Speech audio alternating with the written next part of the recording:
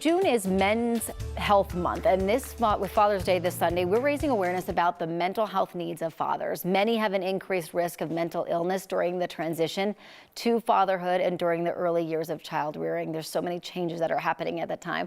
So joining us now is our wellness expert, Dr. Heather Hans. I have to say that's pretty cool. You haven't gotten used to it yet. Not yet. Dr. Heather Hans. Still happening. It's very cool. Thanks for coming in. Thank you. So talk a little bit about what the research has shown when it comes to mental health for dads. Yeah, so we all know that fathers have the power to influence families for generations, and whatever decisions they make now, positive or negative, are being absorbed by their kids and modeled to them.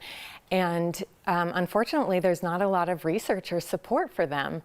But we know that mental health symptoms like anger, frustration, avoidance, even high-risk activities for some has a really negative impact on their kids' mental health. And just like with women, kids of men who have mental illness are more likely to have emotional or behavioral problems and also to develop a mental illness themselves. So dads need to know that they're not any worse parents for having a mental illness. It usually comes from sources beyond our control, but they do put their kids at risk if they don't get help for it. What are some of the risk factors? So first thing is that the transition to fatherhood and those early years of child rearing are the times that they have the most at risk, or they are the most at risk for mental health issues. And I think for a lot of men, fatherhood is a big part of their identity, and yet they have no one to really help them or show them the way. And so those early years are really critical for them. And then some of the keys to look for are physical or emotional detachment. Fathers with mental illness have been shown to have low levels of engagement and warmth and monitoring, like appropriate monitoring of their kids.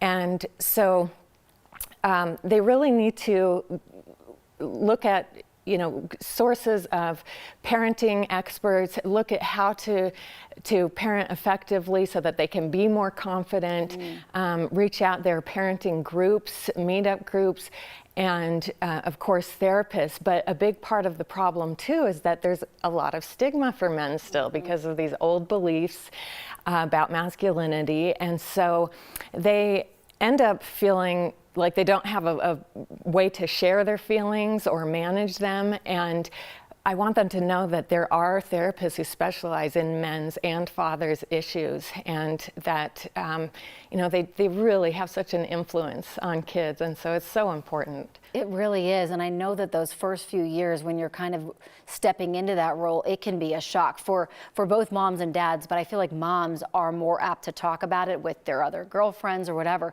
With dads, it's not quite the same. So you have a list of resources that can help out some dads out there. Yeah, if they just Google parenting resources in their community, they will find some. There's also, I mentioned Psychology Today and Sondermind. They have huge networks of therapists where you can look specifically at men's related issues, father mental health, and also, again, looking at books, articles online, as long as they're from professionals, because there's so much on there. Yes. But yeah, all of that can help them. Some great tips, truly. And dads out there, you are amazing, and it's okay to ask for help for sure. Absolutely. Thanks for coming in. Thank you. All right.